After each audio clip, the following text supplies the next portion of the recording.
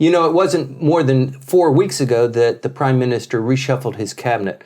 The most surprising selection for minister was Kono Taro. And I'd like to delve into a little bit about what he's doing. He's really rocking the boat. He's doing a lot of very interesting, innovative things, a lot of throwbacks from when the DPJ was really in power. They tried a lot of innovative things too. Looks like a couple of throwbacks there. Michael, what do you think about Kono Taro?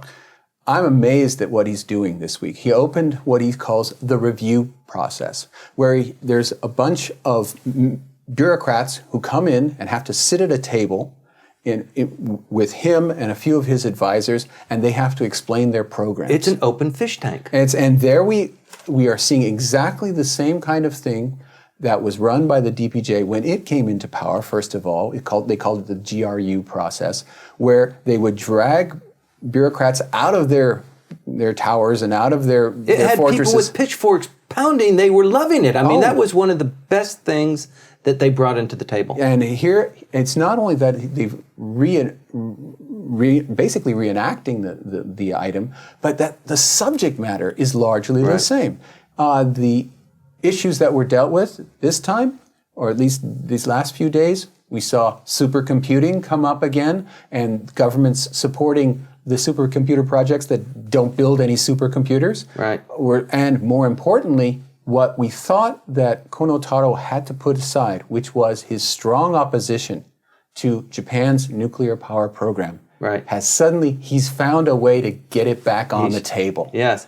He has been all over the place. You met him in Okinawa last week, didn't you? I did. An interview? I not only met him, but I had probably a 12 or 13-minute one-on-one interview with him. Terrific. And I was very impressed by him. One, I was really struck at his ability to communicate so well as a globalist. He really has a wide lens out on the world. And of course, he studied in the U.S. He worked with Richard Shelby, the Alabama senator. He's had a number of really smart interns work with him. We talked about education and the need to have global English taught in the schools. I came away pretty amazed by his command of so many issues. So it doesn't surprise me that he's got this sort of big data, because we were at the Cyber 3 Okinawa conference is where we met, and he was one of the last keynote speakers. And I sensed that there was kind of a buzz around the energy that he has. I'd like to see a lot more of that, but I just appreciated that he had a way of making you feel as an equal with him. Cyber 3 is a cybersecurity conference that was held in Okinawa. That's right. And William Saito, who is sort of the lead on this, that was 2 days in Okinawa. It's sort of the Davos of the World Economic Forum on this area of cybersecurity, cyber connection, and cyber crime. And it was really outstanding, especially to be in Okinawa, which is often sort of seen in terms of conflict and strife. And yet you had these VIP types showing up. And of course, it's a beautiful location, but we were there to really learn from each other. And I was just a member of the press, so I wasn't a speaking participant, but I was able to interview him as a member of the press. That's terrific. Yeah. You know, Kono Taro is a fourth-generation politician. He is now Minister of Regulatory Reform, which was a long time ago. You might recall it was the third arrow. Yes, that's right. But we should say, you went to school with him. Yes, indeed. He went to Georgetown. And I'm so sorry I didn't bring that up, because I didn't know until I told you that I had the interview with him. Yeah, you were classmates. We weren't classmates. He was in the undergraduate program. I was in the graduate school program. He's a little younger than Timothy. That's right. He's considerably younger than Langley. Sorry. But I met him through his father, who was the Speaker of the House. Right. He comes from a very astute political heritage. It's about time he's a Minister of State. Yes. Well, the thing is that what's really astonishing is that he is using this review process based on his state minister position as the State Minister of Administrative Reform to do the things on nuclear power that we thought that he had abandoned. When he took on the ministerial position, he scrubbed his blog because it was pounding away at the Abe administration for its support of nuclear power, and suddenly he was a minister. And we thought, oh, he's just going to sell out. But Well, you would think. I mean, there's a give and a take here. You will be minister, but I want you to keep your mouth shut on those issues. Pull the line with the rest of the team. And the Abe administration, one of the most distinguishing features is the cohesion that it has. Yeah, and this is very interesting that Kono Taro has been allowed to, if he has been allowed, whether he's going rogue or not is really a question.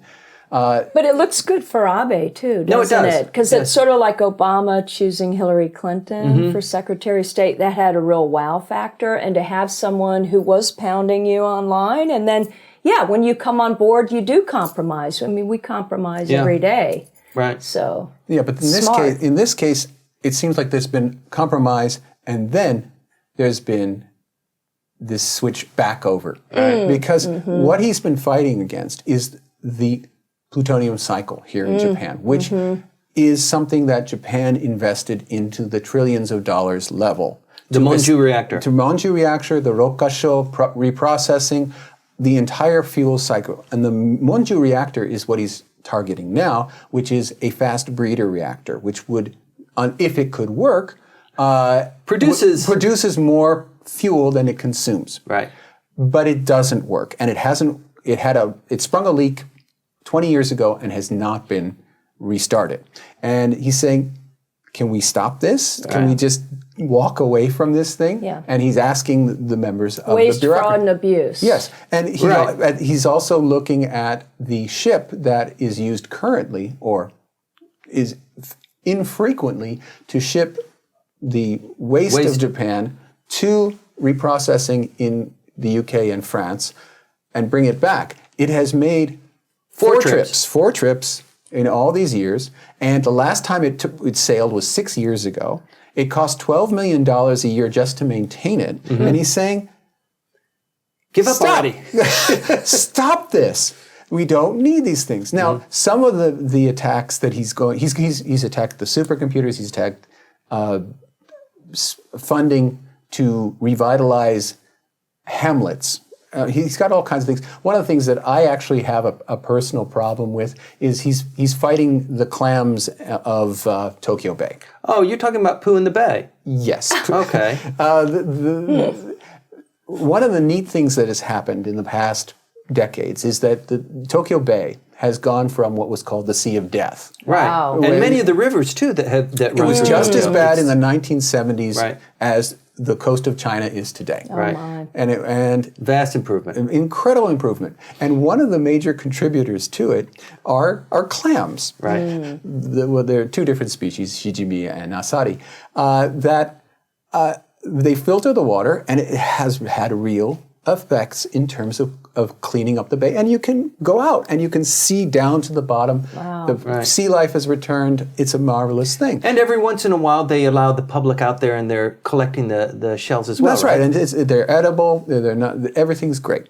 And now, one of the dreams of the 2020 Olympics is to have the triathlon within the city limits, right? And that would mean that there's the one place that they could go in the water is Odaiba. Right. Oh, right. And if you've ever been to Odaiba, you'll notice that when they say, please don't go in the water. Yeah. They have a nice beach there. They have the nets for the volleyball, but they ask you, please don't go in the water. It looks like you can go in the water. Yeah, it looks like you can go in the water. And recently they say the warning has been weakened to saying, well, if you want to try, we're not going to stop you. Okay. Gosh. Anyway, there's a project to try to see if they just put a whole bunch of clams there, that it will clarify the water enough so that it will meet international standards for the competition. Right. Now, the minister doesn't quite buy that, does he? He doesn't buy it. He calls it the toilet budget, and yes, it looks frivolous, but actually, if you've been in, I don't know, if you like the Bay as much as I do, what has happened so far, it's been really fantastic. So if it can make the difference, and it can make the dime schedule for the Olympics, it'll be the only thing maybe that does. I tell you, the goats worked very effectively in Southern California. As civil servants, you didn't have to pay them benefits. They worked overtime. they would a little bit, but Well, they do a lot of work here in Japan too, in a lot of inaccessible areas. They eat the underbrush, anything that's within reach. Go to Tama City. You go to Tama City Center. You drive right outside of the station, and there are these goats right there. so his opposition has to do with he doesn't think it'll work. He just doesn't have anything against Right. plans. It hasn't come up yet what he thinks is wrong with it. But anyway, in the broader sense, he's targeting government waste and government, and that is really contrary to the entire idea of we're trying to stimulate the economy. We're going to try all kinds of different things. Well, it is a signal, perhaps, maybe, that the government is taking a little bit of a turn. So, for example, in his ministry, the regulatory reform and allowing things, for example, small jet airplanes or seaplanes being able to land in Japan. The aviation industry. The aviation industry is probably something we should get into, and maybe we will in a few minutes. That would be great. But what's really interesting, I think, is that the government is playing two different games here.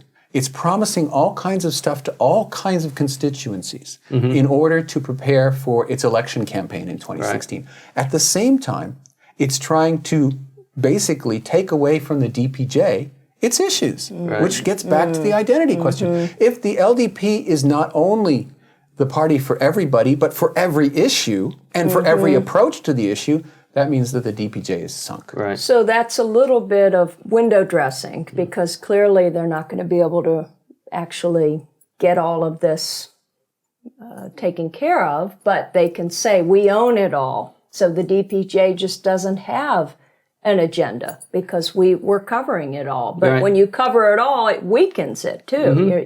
You can only, even the three arrows, there's so much talk about how the third arrow really hasn't worked. I mean, the first two did. Right. So that's only three there. I mean, they're big arrows, but... He kind of decided to go to three new arrows, didn't he? Yes, he did. Let's just create three new ones. Well, I think the LDP learned a very, very serious lesson when it was out of power, and it will never suffer that one again. So it is in power. It'll probably stay in power because, I mean, look at the dynamics that it is practicing now. It looks solid, and it looks like it's going to be here for the long haul. And I think it all comes back to strategic communication. They really nailed that. Yes. Yeah.